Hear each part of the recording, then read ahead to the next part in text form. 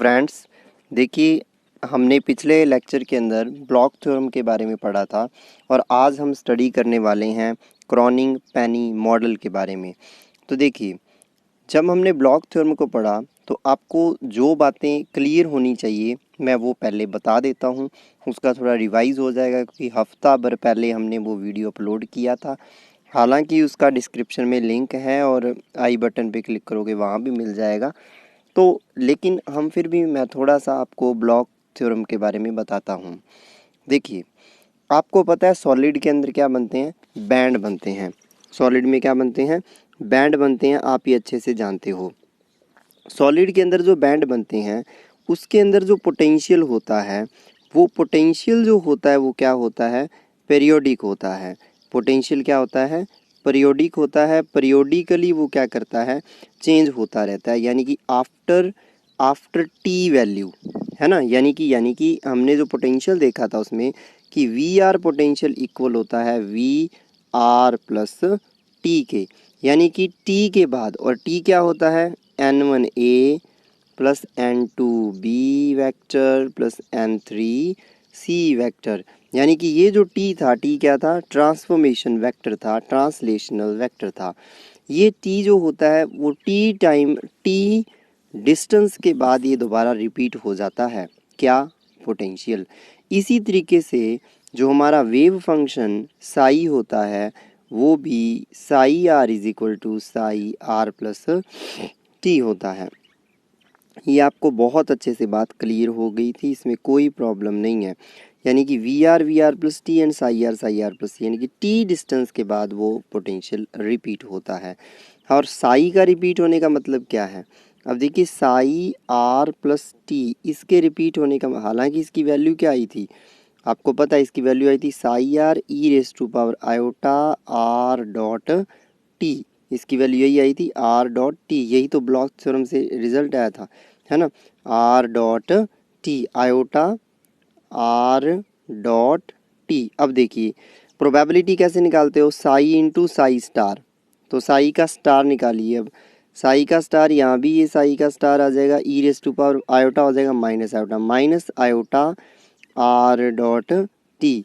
अब देखिए इन दोनों का आप मल्टीप्लाई कीजिए, यानी कि साई साई स्टार कीजिए, तो ध्यान से समझ आ जाएगा कि ये तो साई साई स्टार, ये वाला साई साई स्टार हो जाएगा। ये psi psi star R plus T है ब्रैकेट में दोनों के, जबकि इधर साई साई स्टार के ब्रैकेट में आर है दोनों के, ठीक है। यानी कि ये मोड साई का जो स्क्वायर है वो क्या है, यानी कि आपको ये बात क्लियर होगी कि mode Sai R plus T का जो मोड है वो स्क्वायर जो है, यानी कि probability at R plus T, ये कहाँ पर है, प्रोबेबिलिटी आर प्लस टी पर इक्वल है प्रोबेबिलिटी एट आर। यानी कि सब जगह प्रोबेबिलिटी पार्टिकल की क्या है, इलेक्ट्रॉन की फाइंड आउट करने की, पार्टिकल की किसी भी जगह पर फाइंड करने की पार्टिकल की क्या है, प्रोबेबिलिटी बिल्कुल एक जैसी है, आर पर भी उतनी है, आर प्लस टी पर भी उतनी है ना। क्योंकि दोनों के अंदर क्या टर्म थी, एक के अंदर e raise to power minus iota are dot t था और दूसरे के अंदर e raise to power plus iota are dot t था, और जब दोनों को मल्टीप्लाई किया तो कैंसिल हो गई, तो इसका तो आंसर 1 आ गया, ई रेज टू पावर 0 यानी कि 1। और बच क्या गया, बच ये गया psi R plus T, psi star R plus T, psi star R plus T, और इज इक्वल टू क्या हो गया, psi R psi star R. तो ये probability at R plus T है और ये वाली जो है प्रोबेबिलिटी एट आर है, तो इक्वल होगी। तो यहाँ से पता चल गया प्रोबेबिलिटी हर जगह सेम होती है, वहाँ से ये भी हमें पता चलता है ब्लॉच थ्योरम से, थोड़ा सा ध्यान रख लेना बात। अब देखिए पोटेंशियल क्या होता है, पीरियोडिक होता है, आपको ये बात समझ आ चुकी है। कैसा होता है पोटेंशियल, देखो पोटेंशियल जो होता है वो पीरियोडिक होता है, इसके अंदर भी क्रॉनिंग पेनी मॉडल में भी, लेकिन वो किस तरीके से होता है पीरियोडिक पोटेंशियल, ज़रा उसकी डिस्कस करते हैं। देखिए पोटेंशियल इस तरीके से होता है, ऐसा शो कर रखा है, वाई एक्सिस पे क्या है, V0, वी पोटेंशियल है वाई एक्सिस पे, और V0 क्या है, इसकी मैक्सिमम वैल्यू की ये लाइन है। ये जो लाइन मैंने ब्लू वाली खींची है, दोबारा दिखा दे, जो ब्लू कलर की लाइन खींची है ये V0 पोटेंशियल को बताती है, ठीक है। और इस तरफ Vx है एक्स एक्सिस के ऊपर। फिर देखिए यानी कि ये वैल्यू क्या है, V0, यानी कि इनकी हाइट क्या है, सबकी कितनी हाइट की बिल्डिंगें हैं ये मान सकते हो, सारी V0 हाइट की है। तो दो ही वैल्यूज़ है पोटेंशियल की, यहाँ तो 0 हो सकती हैं, यहाँ V0 हो सकती है। अब यहाँ पे मैंने अज्यूम कर लिया, यहाँ पर एक्सेस है मुझे बनानी थी, Vx एक्सेस एक्चुअल में यहाँ है, इससे पीछे क्या है, x माइनस में है और इधर क्या है, x प्लस में है, यानी कि इधर प्लस x एक्सेस है, इधर माइनस x एक्सेस है। क्लियर सी बात है। उसके बाद देखिए यहाँ पे जो पॉइंट शो किया है, ये जो विड्थ है, ये जो विड्थ है ये माइनस, ये क्या है, b है, और ये जो विड्थ है ये a है, यानी कि इधर इस तरफ लिख दिया 0 to -b, इस तरफ लिख दिया 0 to a। अब आपको यहाँ पे क्लियर हो गया, 0 to a थोड़ा चौड़ा बना रखा है, 0 to b थोड़ा सा छोटा बना रखा है, थोड़ा छोटा बना रखा है। इसका मतलब यहाँ से Vx की वैल्यू आपको क्लियर होगी, Vx की वैल्यू आपको इजीली क्लियर होगी। कोई भी पूछे बता सकता है कि सर 0 to -b के बीच में v की वैल्यू V0 है, यहाँ है देखो मैक्सिमम है, टॉप पे है, इस एरिया में देखो ये मैक्सिमम वैल्यू है, टॉप पे आ रही है, यानी कि V0, यानी कि Vx की दो वैल्यूज़ हैं, एक तो Vx की वैल्यू क्या है, V0, एक है 0। जब तो आप जाते हो -b से लेके x को 0 तक, -b से लेके कहाँ तक जाते हो, -b से x जाता है 0 तक, तब तो वैल्यू क्या है, V0, और 0 कब है, उसके बाद बिल्कुल एकदम नीचे गिरती है और 0 हो जाती है, 0 हो जाती है 0 से लेके x की वैल्यू स्मॉल a तक, यही होता है। और उसके बाद पार्टिकल क्या करेगा, इसको ऐसे क्रॉस करने की ट्राई करेगा, तो उसके लिए श्रोडिंगर वेव इक्वेशन, दो रीज़न बन गए, ये पहला रीज़न, ये सेकंड रीज़न, दोनों में श्रोडिंगर वेव इक्वेशन लगाएंगे। अब श्रोडिंगर वेव इक्वेशन आपको पता है, मैं पहले लेक्चर में बहुत अच्छे से बता चुका हूँ। Potential energy plus block theorem वाले में काइनेटिक एनर्जी जो होती है वो टोटल एनर्जी ई होती है। पोटेंशियल एनर्जी क्या आती है, काइनेटिक एनर्जी होती है -h²/2m into del square, potential energy V0 और टोटल एनर्जी ई, ठीक है ना, ये काइनेटिक प्लस पोटेंशियल हो जाता है। यहाँ से आप डेल स्क्वायर को क्या लिख सकते हो, अब यहाँ पे वन डायमेंशनल अगर बात हो तो वन डायमेंशनल में डेल स्क्वायर को लिख सकते हो √2/√x2, यहाँ d2/dx2 भी लिख सकते हो, कोई दिक्कत नहीं है ना। तो वही बात यहाँ करेंगे हम, दो रीज़न हो गए, इस रीज़न में पोटेंशियल को 0 लेके चलूँगा, इस रीज़न में पोटेंशियल को V0 लेके चलूँगा और इसको सॉल्व करूँगा, इजीली सॉल्व कर सकते हो। ये इसके अंदर क्रॉनिक-पेनी मॉडल की मेन हाइपोथेसिस है, ये आपके पास हो जाता है। देखते हैं, ये देखिए मैंने दोबारा यहाँ पे डायग्राम बना रखा है, वही चीज़ सेम क्रॉनिक-पेनी मॉडल के बारे में। ये देखिए Vx क्या है, 0 है, 0 to a, रीज़न 1 अभी मैंने बताया, इस तरीके से बना हुआ है ये, आप सीधा ही बता देता हूँ मैं, बस इतना, मैं उतना ही डायग्राम बनाऊंगा जितना अब हमें समझना है, यानी कि ये पहला रीज़न, ये सेकंड, उसके बाद फिर यूँ चलता जाएगा, यानी कि ये 0 है, ये a है और ये माइनस का b है। तो 0 तो -b क्या है, V0 है, और 0 तो a क्या है, 0 to a क्या है, 0 पोटेंशियल है, वही लिखा है 0 to a पोटेंशियल 0 और -b to 0 potential V0।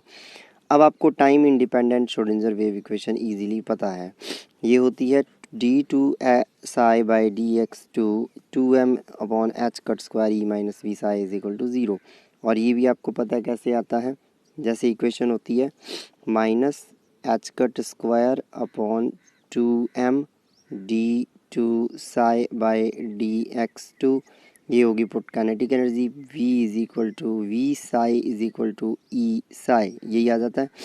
2m का मल्टीप्लाई करो, पूरी इक्वेशन को 2m/h² का मल्टीप्लाई कर दो, तो यहाँ पे क्या मिलेगा, जब इसको सॉल्व करोगे ये स्टेप मिल जाएगा, आपको पता है। पहले रीज़न की बात कर लो, पहले रीज़न में क्या है, यानी कि 0 to x की वैल्यू a के बीच में है, और उस समय पोटेंशियल क्या है देख सकते हो, 0 है, बिल्कुल ऊपर देखिए पोटेंशियल क्या है उस समय, 0 है, यहाँ पर हैं हम, यहाँ पर हैं हम, 0 to a, पोटेंशियल 0 है, तो v को क्या कर दीजिए, इसमें 0 कर दीजिए, v को 0 कर दोगे क्या आएगा, ये मैंने दो बार स्टेप लिखा, इधर थोड़ा सा मिस्टेक हो गया था, एक ही बात है। जब इसको 0 कर दोगे v को, तो बचेगा 2me/h² इंटू साई, तो ये स्टेप बच जाएगा इक्वेशन नंबर 1। अब इसको मैं अल्फ़ा स्क्वायर मान लूँगा, ठीक है, आगे देखना, 2me/h² को अल्फ़ा स्क्वायर मान लूँगा, तो ये बन जाएगा d2ψ/dx2 plus alpha square Sai = 0, easy हो जाएगा काफ़ी, ठीक है ना। फिर इसका सॉल्यूशन कर लेंगे हम, ओके। सेकेंड रीज़न में v की वैल्यू 0 नहीं है, v की वैल्यू v0 है, तो v की वैल्यू v0 पुट कर दी, ये आ गया। अब देखिए उल्टा किया, v0 को कॉमन लिया, माइनस कॉमन लिया बाहर, तो v0 e माइनस v0 को लिख दिया v0 माइनस e, तो माइनस ले लिया बाहर कॉमन। अब बाकी जो स्टेप पूरा है इसको बन लिया बीटा, तो ये हो गया माइनस का बीटा स्क्वायर।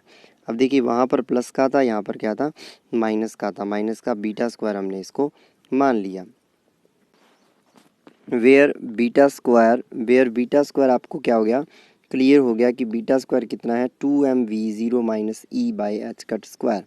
अब देखिए दोनों इक्वेशंस, ऊपर वाली इक्वेशन में अल्फा स्क्वायर था, मैंने पहले बता दिया, ये होगी सेकंड, ये होगी, वो पहला रीज़न था तो वहाँ साई फर्स्ट था, ये सेकंड रीज़न है, इसके वाले को साई सेकंड लिख दिया, कोई दिक्कत नहीं है। दोनों रीज़न के अंदर मैंने इसको इस तरीके से शो कर दिया, ये अल्फा स्क्वायर हो गया, ये बीटा स्क्वायर हो गया, कोई भी दिक्कत नहीं है।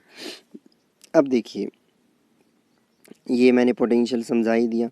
अब देखिए ए नंबर इक्वेशन हो चाहे बी नंबर इक्वेशन हो, d2 by D Sai to. अब देखो इसको क्या लिखोगे, आपको भी पता है साई फर्स्ट की वैल्यू निकालनी है, इसको क्या लिखोगे आप, ये लिखोगे d2 psi first plus alpha square psi first is equal to 0।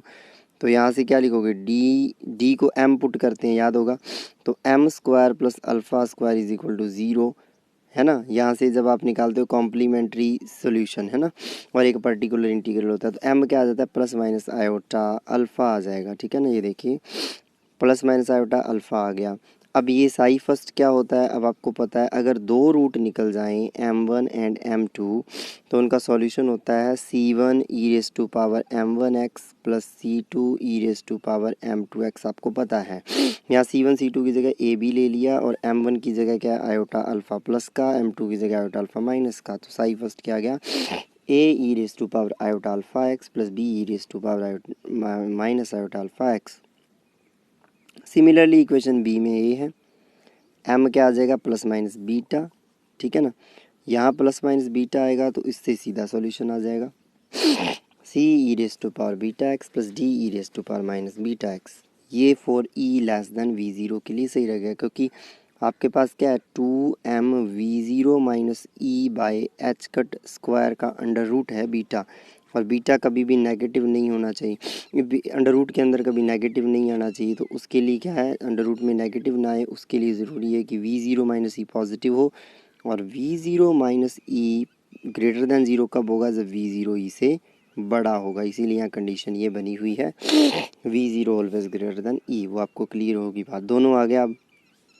अब बाउंड्री कंडीशन यहाँ पे लगाएंगे, क्या है boundary condition, x is equal to 0 पे साई फर्स्ट और साई सेकंड दोनों इक्वल हैं, बिल्कुल इक्वल है। क्या था, कर्व इस तरीके से था, मैं यहाँ बना रहा हूँ, ऊपर ध्यान दीजिए, ये जो चीज़ है यहाँ पर जो ये वाली लाइन है, ये x इज इक्वल टू 0 की है, इस तरफ क्या है साई, ये सेकंड रीज़न है, इस तरफ क्या है साई फर्स्ट, तो ये दोनों क्या है यहाँ पे इक्वल हैं, कोई दिक्कत नहीं है। और इसी तरीके से 0 पर फर्स्ट और सेकंड का डिफरेंशिएशन भी क्या है, इक्वल है, साई फर्स्ट और साई सेकंड का डिफरेंशिएशन भी क्या है, बिल्कुल इक्वल है। फिर देखिए साई पीरियोडिक होता है, तो साई की जो फर्स्ट की जो value x is equal to ए पर है, साई सेकंड की वही value x is equal to minus B पर है।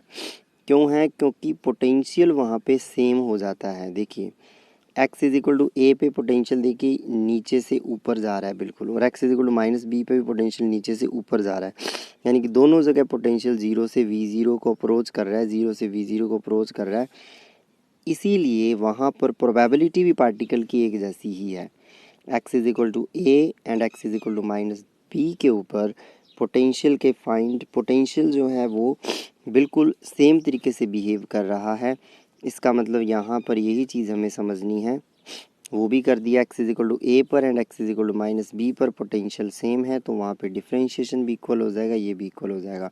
अब इक्वेशन देखिए 4 आ गई, ये EFGH।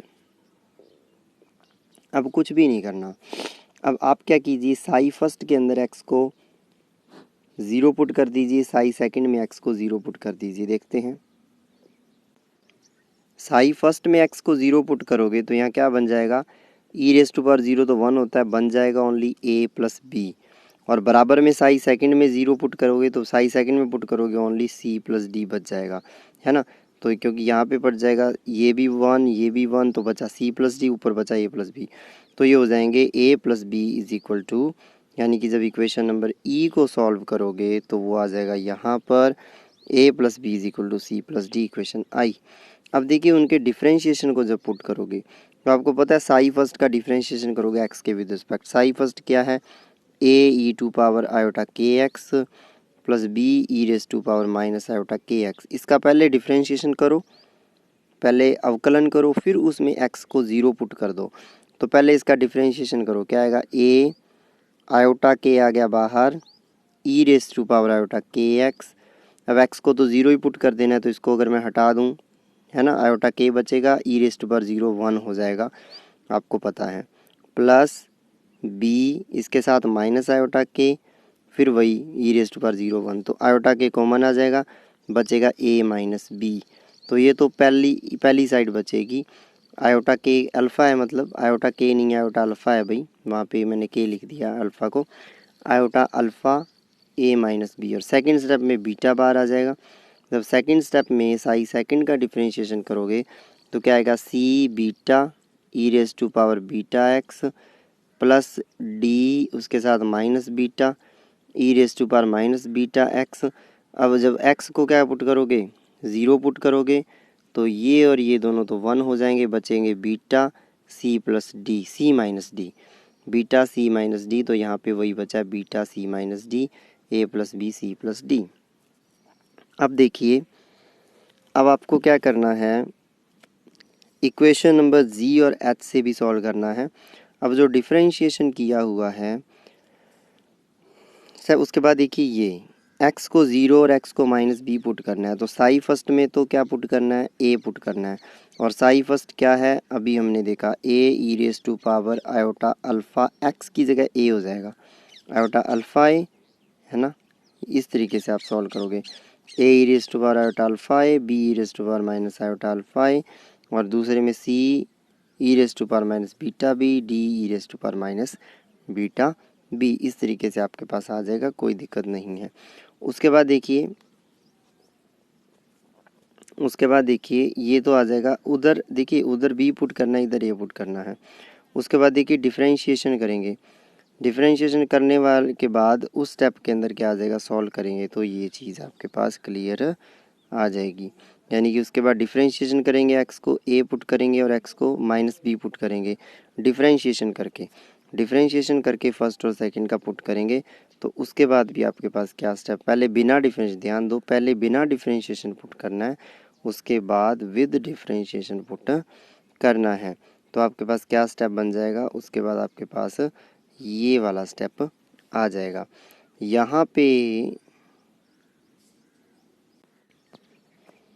यहाँ पर देखिए इसके अंदर जो हम डेरिवेशन कर रहे हैं, कहीं भी आयोटा के ए प्लस बी, आयोटा के ए प्लस बी नहीं आया है, इसलिए आपको यहाँ पे इसको इग्नोर करके चलना है। इसका आगे जाके कोई फ़र्क नहीं पड़ेगा, एक जगह फ़र्क पड़ेगा, हम वहाँ पे आपको बताएंगे। फ़िलहाल आप इसको ना लीजिए इसमें।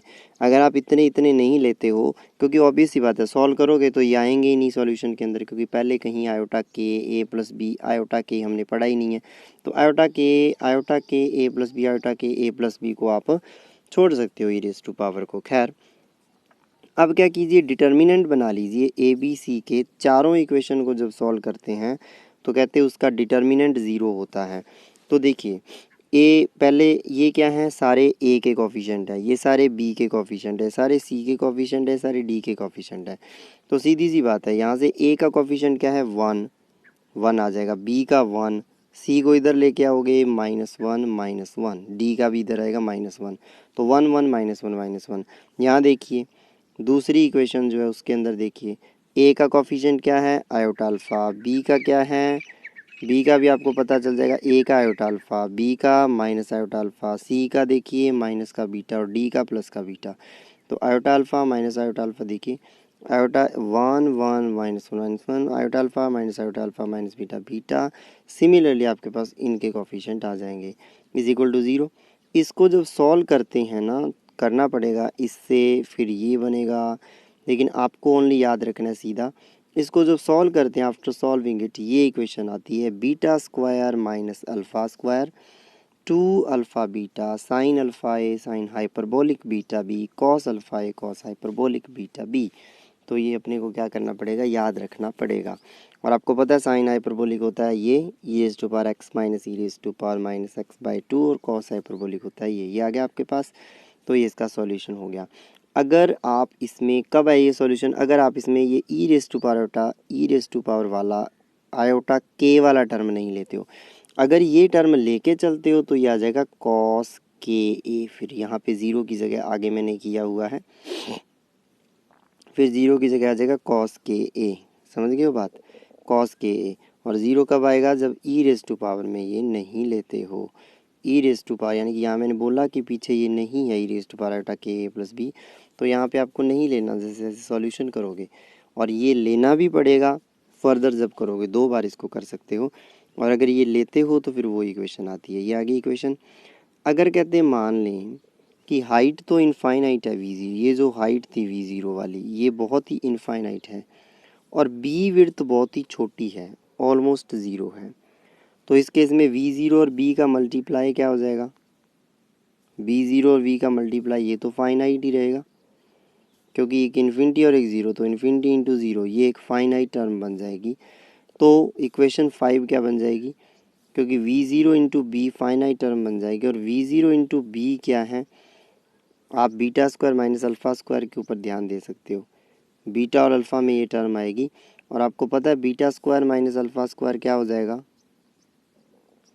बीटा स्क्वायर क्या था 2m we zero minus E by H cut square, और अल्फ़ा स्क्वायर क्या था माइनस लगा के 2m E by H cut square. तो इसमें देखिए ये टर्म कैंसिल होगी, 2m E by H cut 2m E by H cut क्या बचा 2m we zero by H cut square, यही बचेगा 2m we zero by H cut square. यहाँ beta square minus alpha square को put कर दोगे 2m we zero by H cut square. लेकिन नीचे अपॉन में 2 अल्फ़ा बीटा भी है, 2 अल्फ़ा क्या है 2m E 2m we zero, तो वो हो जाएगा 4m square by H cut की पावर 4, क्योंकि अल्फ़ा बीटा दोनों में ये टर्म कॉमन है 2m by H cut square. इसके अंदर वी ज़ीरो माइनस ई है और उसके अंदर ओनली ई है, तो e into 2m we zero minus e. अब यहाँ से भी कुछ कैंसिल हो जाएगा, और क्लियर सी बात है यहाँ से 2 से 2 जाएगा, m से m जाएगा, एच कट स्क्वायर से एच कट स्क्वायर जाएगा, बचेगा 4। तो इस तरीके से सॉल्व करोगे तो ये वाली टर्म बच जाएगी m V zero B H cut square A sine alpha A cos alpha plus cos alpha A, क्योंकि हाइपरबोलिक वाली दोनों टर्म क्या हो जाएंगी, यहाँ से नेगलेक्ट कर देंगे, हाइपरबोलिक वाली दोनों टर्म यहाँ नहीं रहेंगी, क्योंकि वी ज़ीरो बी क्या हो गया है, फाइनाइट हो गया है। उससे क्या हो जाएगा, ई की पावर में वो चीज़ चेंज हो जाएगी, इनफाइनाइट हो जाएगी। और यहाँ से सॉल्व किया, इसको मान लिया जी पी, अल्फ़ा ए को नीचे निकाल के, यानी कि ऊपर नीचे अल्फ़ा का मल्टीप्लाई करो यहाँ और यहाँ। जब मल्टीप्लाई करोगे तो अल्फ़ा ए वाली टर्म को बाहर निकाल लीजिए, बाकी जो बचा सारा क्या है आपके पास, बाकी जो बचा सारा क्या आपके पास को पी मान लिया। पी क्या है, M V zero B by H cut square, no problem. इसको क्या पुट कर दिया हमने यहाँ पर पी वी ज़ीरो ए को क्या कहते हैं, रोधिका की प्रबलता, बैरियर स्ट्रेंथ कहते हैं। उसके बाद इसको सॉल्व करते हैं ब्लॉक फंक्शन मान के, वही बात ई रेज़ टू पावर वाला तो या कॉस के ए आ जाता है। और आपको पता है कॉस के ए की वैल्यू -1 और 1 के बीच में होती है ना, ये देखिए। इसका मतलब इसकी जो राइट हैंड साइड है कॉस के will have values between -1 and 1। इसका मतलब ये सारी चीज़ -1 और 1 के बीच में ही रहेगी। इसका मतलब ये देखिए P upon alpha A sine cos alpha A plus sine cos alpha A plus sign alpha ए, जो आपकी लेफ्ट हैंड साइड है। कर्व तो ऐसा आता है, ये फर्स्ट ब्रिलियन जोन होता है, उसके बाद ये सेकंड ब्रिलियन जोन आता है, ठीक है। कर्व तो ऐसा आना चाहिए, लेकिन कर्व आ कैसा रहा है, अब आपको क्लियर हो गया। कर्व कैसा आना चाहिए, इस तरीके का कर्व आना चाहिए, लेकिन इसमें अलाउड वैल्यूज़ कौन सी हैं, only those values in which cos alpha A -1 to +1 के बीच में है। तो -1 टू +1 के बीच में कॉस अल्फ़ा कॉस के क्योंकि होता ही है, तो ये भी -1 टू 1 के बीच में। तो इसके लिए फिक्स कर दिया कि ये माइनस, ये देखिए लाइन +1 की है, लाइन -1 की। ओनली इसके नीचे नीचे वाली जो शेडो है वैल्यूज़, वही एप्लीकेबल हैं। जो वैल्यूज़ शेडो नहीं हैं, यानी कि जैसे यहाँ कर्व ऊपर निकल गया इतना, यहाँ कर्व ऊपर निकल गया इतना, यहाँ इतना ऊपर निकल गया, ये वैल्यूज़ हो ही नहीं सकती, एग्जिस्ट ही नहीं कर सकती।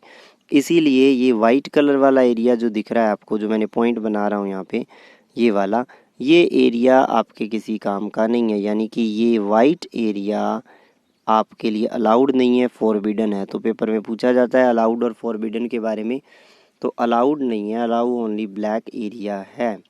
और कर्व ये आता है इसका, ये भी आपको ध्यान में रखना है, बहुत इंपॉर्टेंट चीज़ है ये। समझ पा रहे हो बात?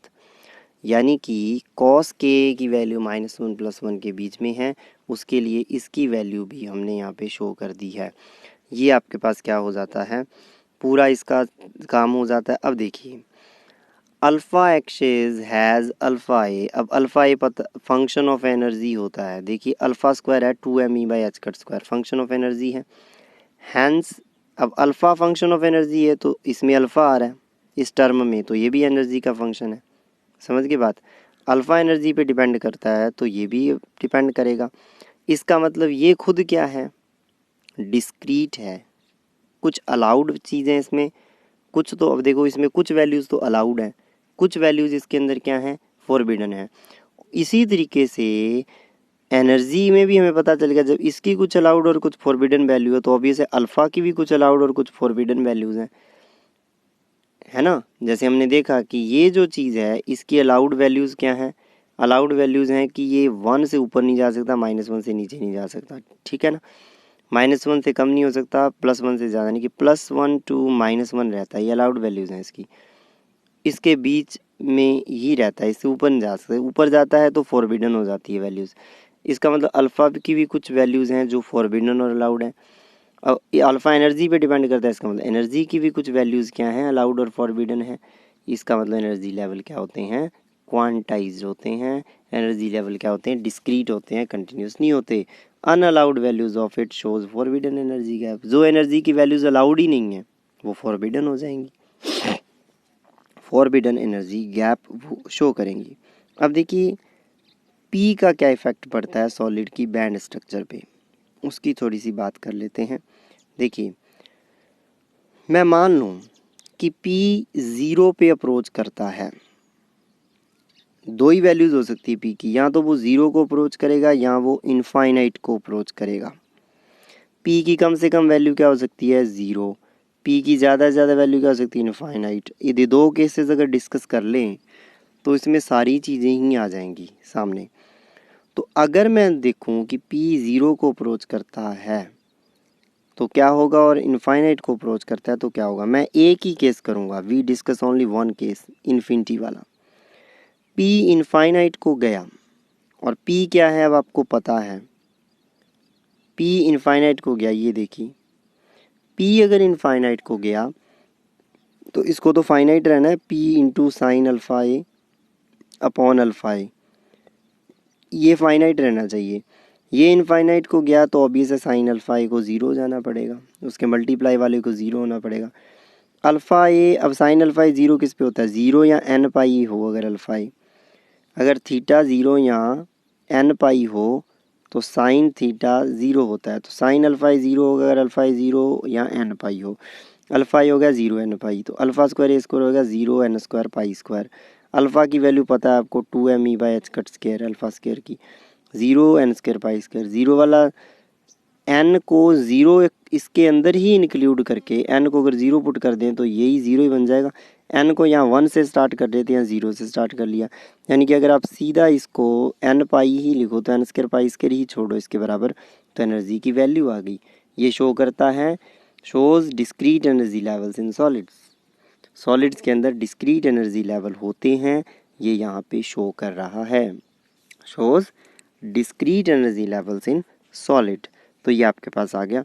अल्फ़ा ए की वैल्यू क्या है, अल्फ़ा ए की वैल्यू, अब देखिए अगर मैं वो वाला केस डिस्कस करूं, अब आपको समझ गए होगे बात, सेकंड वाला जिसके अंदर मैं e⁻i k a + b लेके चल रहा हूं, तो आपको क्लियर हो जाएगा कि अल्फ़ा ए के इक्वल लेना पड़ेगा, अल्फ़ा स्क्वायर ए स्क्वायर हो जाएगा, के इक्वल आता है।